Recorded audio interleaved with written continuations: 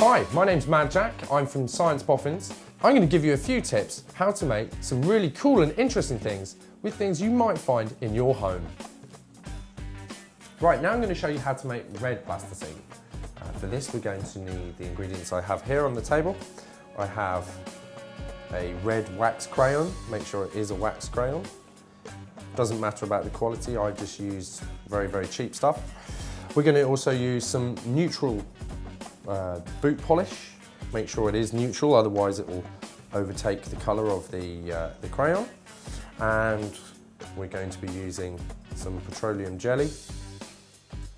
And then we need also a spoon and a bowl. So first of all, what we need to do, we need to take our bowl and just break up our wax crayon. Then we'll take a spoonful of shoe polish, put that in there.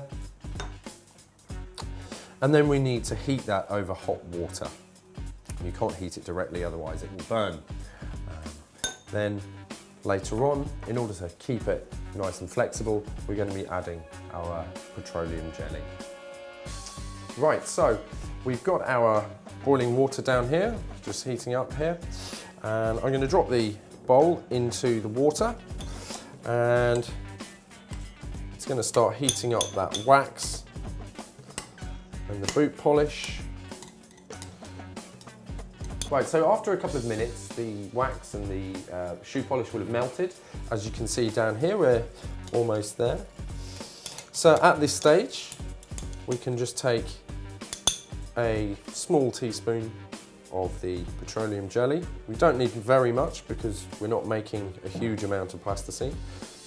May take a bit of trial and error. Really, it's up to you of how plastic you want to make it or how solid.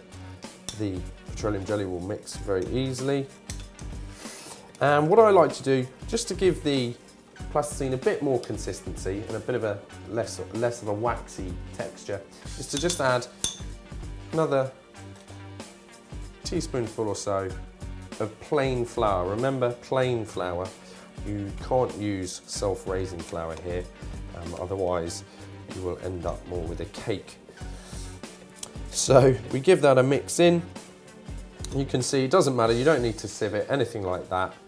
The waxy, oily texture means that any lumps will easily dissolve. And so we're ending up with a thin